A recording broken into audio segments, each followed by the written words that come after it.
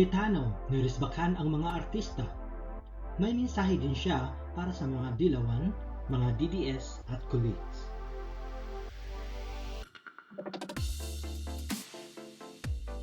After staying silent for days, Speaker Alan Peter Cayetano made his first public appearance on Wednesday after the shutdown of ABS-CBN's broadcast operation and hit back at critics of the House of Representatives over the issue of the TV network's franchise.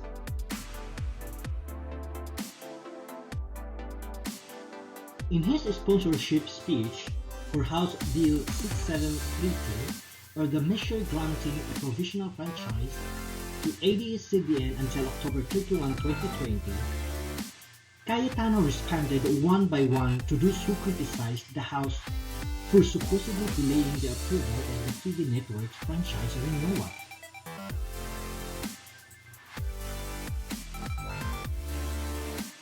Cayetano hit out at ABS-CBN celebrities who have spoken out against public officials.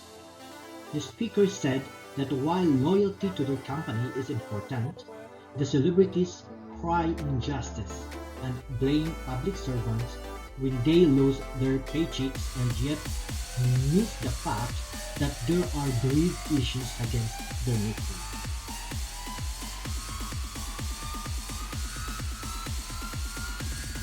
ABS-CBN stars like Coco Martin and Kim Chiu have been vocal about their disaffection about the halt of the network's free television broadcast operations. By all means, let your voices of support for your network be heard.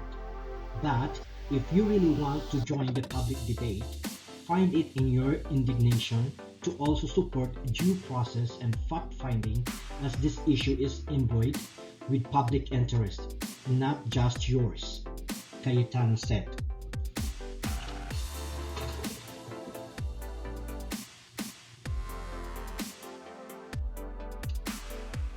Not press freedom issue.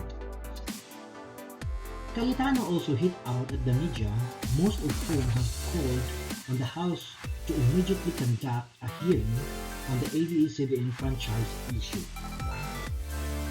He said that by blindly calling for the approval of the ABS-CBN franchise without hearing all sides, the media presents itself not as advocates of a fair and balanced presentation of the facts as journalists are sworn to be, but as plain and simple propagandists.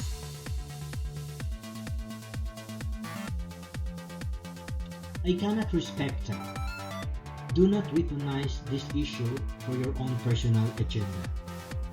That is a disservice to the very public in whose name you claim to stand for, he said. He added that ABS-CBN being able to broadcast content over the internet proves that this was not a press freedom issue.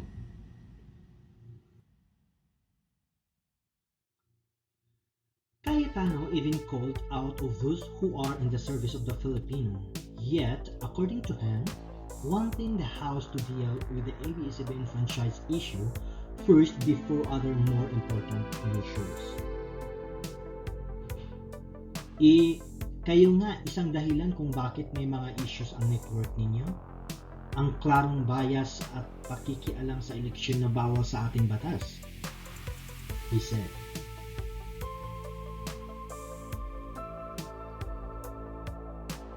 Hindi po natin nilalahat ang mga journalists. Ngunit, tulad din ng pagpapakita ninyo na ang lahat ng mga politiko ay corrupt, lahat ng mga pulis ay abusado, damay ang buong institusyon sa maling gawain ng iba, he added.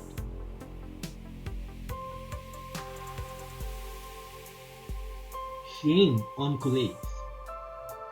Cayetano also slammed some of his colleagues of the House who say that ABS-CBN franchise bills are important for belittling the work of the chamber over the past 10 months. Shame on you for insulting your House and calling your colleagues inutile, despite having passed the 2020 General Appropriations Act, the Bayanihan to Heal as one act, he said.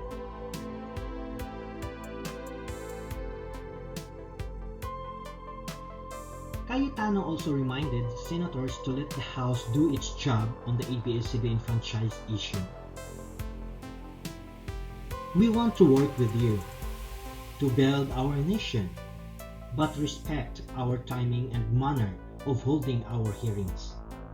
In other words, let's all play nice and not just pretend to be nice, he said.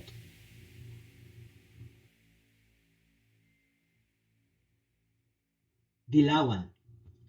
Cayetano likewise did not forget to mention the Dilawans, whom he said will not agree to whatever he says.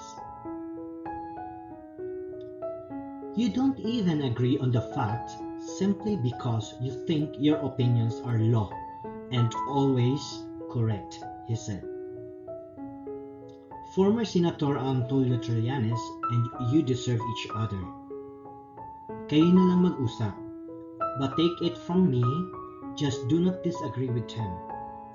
Baka pagpatayan niya kayo ng microphone, he added.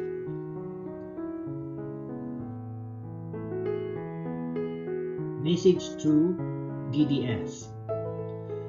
Cayetano also sent a word to the DDS or die-hard Duterte supporters, assuring them that the House hears them. As a friend and political ally of the President, part of the purpose of having this hearing is to make sure that history will judge our actions as just, na may hustisya, and that the world will not blame the Duterte admin in case the franchise application is denied, he said. So, it is only by having these hearings where we'll be able to justify to people now and where history can look back and say na tama pala, binigay niyo yung franchise, o tama pala na hindi niyo binigyan, he added. The House approved on second reading House Bill 6732 on the same day of the approval of the Committee of the Whole. With the measure's approval on second reading, it only needs to hurdle the third and final reading in the House before it could be sent to the Senate for its own deliberation and then to President Rodrigo Duterte for his signature. Reported by GST GMA News.